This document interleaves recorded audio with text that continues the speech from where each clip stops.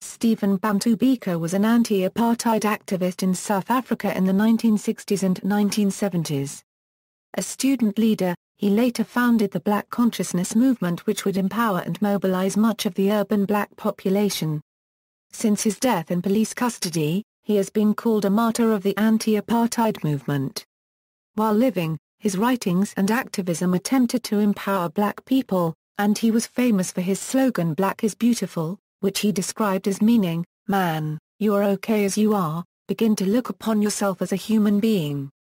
Even though Biko was never a member of the African National Congress, the ANC has included him in the pantheon of struggle heroes, going as far as using his image for campaign posters in South Africa's first non-racial elections in 1994.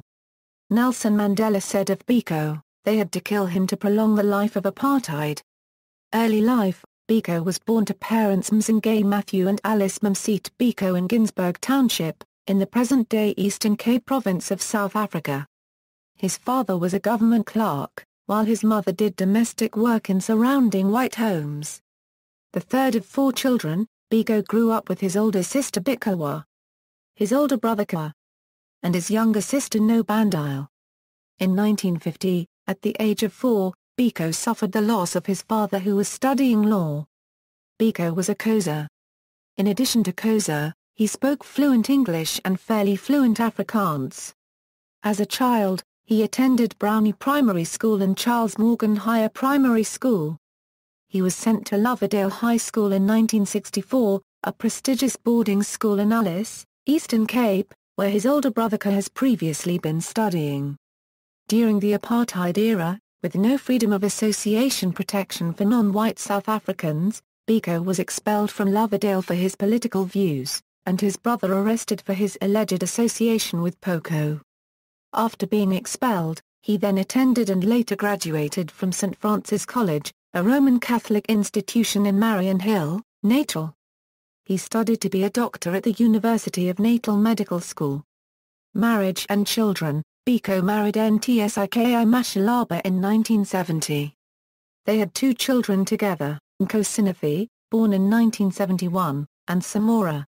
He also had 2 children with Dr. Mamfela Ramphele, a prominent activist within the BCM, a daughter, Lerato, born in 1974, who died of pneumonia when she was only 2 months old, and a son, Lumalo, who was born in 1978, after Biko's death. Biko also had a daughter with Lorraine Tabane, named Motlati, born in May 1977. Activism.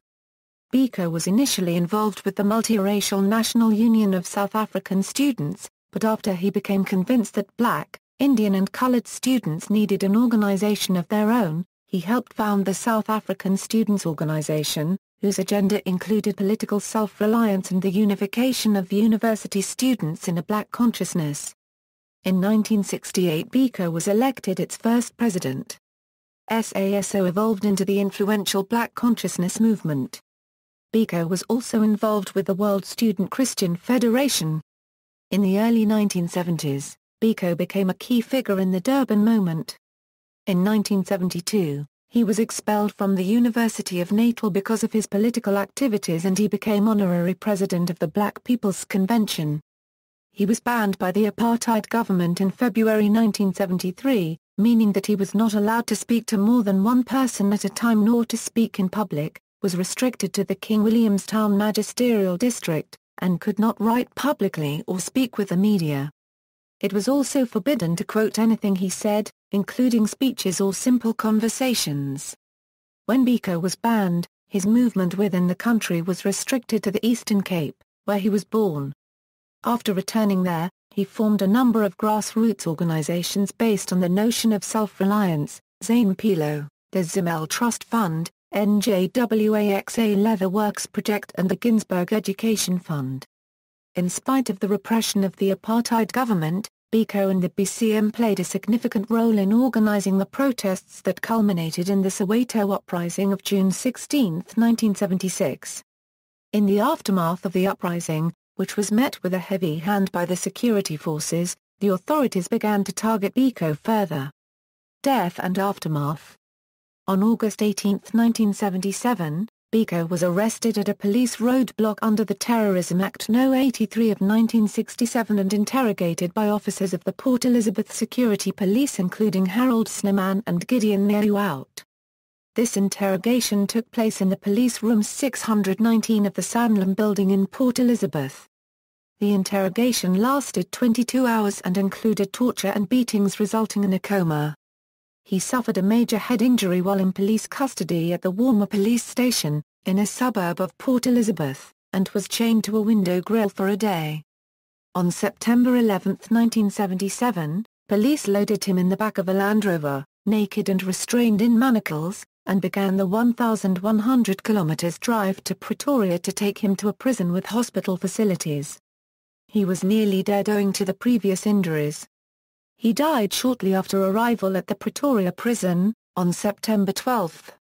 The police claimed his death was the result of an extended hunger strike, but an autopsy revealed multiple bruises and abrasions and that he ultimately succumbed to a brain hemorrhage from the massive injuries to the head, which many saw as strong evidence that he had been brutally clubbed by his captors. Then Donald Woods, a journalist, editor and close friend of Biko's, along with Helen Zille, later leader of the Democratic Alliance political party, exposed the truth behind Biko's death.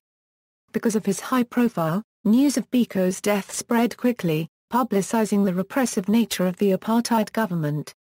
His funeral was attended by over 10,000 people, including numerous ambassadors and other diplomats from the United States and Western Europe. Donald Woods, who photographed his injuries in the morgue as proof of police abuse, was later forced to flee South Africa for England. Woods later campaigned against apartheid and further publicized Biko's life and death, writing many newspaper articles and authoring the book, Biko, which was later turned into the film Cry Freedom. Speaking at a National Party conference following the news of Biko's death, the Minister of Police, Jimmy Kruger said, "I'm not glad and I am not sorry about Mr. Biko. It leaves me cold. I can say nothing to you. Any person who dies. I shall also be sorry if I die." After a 15-day inquest in 1978, a magistrate judge found there was not enough evidence to charge the officers with murder because there were no eyewitnesses. On February 2, 1978, based on the evidence given at the inquest, the Attorney General of the Eastern Cape stated he would not prosecute. On July 28, 1979, the attorney for Biko's family announced that the South African government would pay them $78,000 in compensation for Biko's death. The Truth and Reconciliation Commission, which was created following the end of minority rule and the apartheid system, reported that 5 former members of the South African security forces who had admitted to killing Biko were applying for amnesty. Their application was rejected in 1999. On October 7, 2003, the South African Justice Ministry announced that the 5 policemen accused of killing Biko would not be prosecuted because the time limit for prosecution had elapsed and because of insufficient evidence. A year after his death, some of his writings were collected and released under the title I Write What I Like. Influences and formation of ideology. Like Frantz Fanon, Biko originally studied medicine, and, like Fanon, Biko developed an intense concern for the development of black consciousness as a solution to the existential struggles that shape existence, both as a human and as an African. Biko can thus be seen as a follower of Fanon and Oima copyright Sawaya, in contrast to more multiracialist ANC leaders such as Nelson Mandela after his imprisonment at Robben Island, and Albert Luthuli who were first disciples of Gandhi. Biko saw the struggle for African consciousness as having 2 stages, psychological liberation, and physical liberation. The non-violent influence of Gandhi and Martin Luther King, Jr. upon Biko was then suspect, as Biko knew that for his struggle to give rise to physical liberation, it was necessary that it exist within the political realities of the apartheid government, and Biko's non-violence may be seen more as a tactic than a personal conviction. Biko's relevance in the present post-apartheid South Africa, Biko is now revered across the political spectrum despite obvious ideological differences. Many of these people see Biko's philosophy as irrelevant after 1994. However, in 2004, he was voted 13th in the SABC3's Great South Africans. However, many present-day social movements, activists, and academics continue to stress the relevance of Biko's black consciousness. This includes a strong critique of voting by writer and political activist Andal Mngxtama, who has said that if Biko were alive today, he would not be supporting any political party, would not even vote, but would be marching with the social movements against government. Tributes. Biko is buried in the Ginsberg Township Cemetery, a place called the Steve Biko Garden of Remembrance in the Eastern Cape. Apart from Donald Woods's book called Biko, his name has been honored at several universities. Locally, the main student union buildings of the University of Cape Town are named in his honor, and each year a commemorative Steve Biko lecture, open to all students, is delivered on the anniversary of his death. Internationally, the University of Manchester's Student Union, the Steve Biko Building, on the Oxford Road campus, is named in his honor. Ruskin College, Oxford has a Biko House student accommodation. The bar at the University of Bradford was named after Biko until its closure in 2005. Numerous other venues and students' unions around the United Kingdom also bear his name. The Santa Barbara Student Housing Cooperative has a house named after Steve Biko, themed to provide a safe, respectful space for people of colour. In London, streets in both Finsbury Park and Hounslow are named after him. At the University of California, Santa Cruz, there is a section of dormitories named Biko House located in the Oaks College Multicultural Theme Housing. The Steve Biko Institute was founded in Salvador, Brazil to support the education and pride of black Brazilians. The Pretoria Academic Hospital was renamed the Steve Biko Academic Hospital in 2008. Durban University of Technology has acknowledged Steve Biko's contribution to South African society by naming its largest campus after him. A bronze bust of Steve Biko was unveiled in Freedom Square on this campus as a tribute to him. References in the arts. Literature. Benjamin Zephaniah wrote a poem titled Biko the Greatness, included in Zephaniah's 2001 collection Too Black Too Strong. The Compound Arcane is a poem written in 1975 by Jack Hirschman, subtitled Homage to Steve Biko, which is published in The Arcanes. This poem is notable for having been composed before Biko's death, yet already the poet was inspired enough by Biko's life to recognize him as a martyr. In Detention by Chris Van Wyk.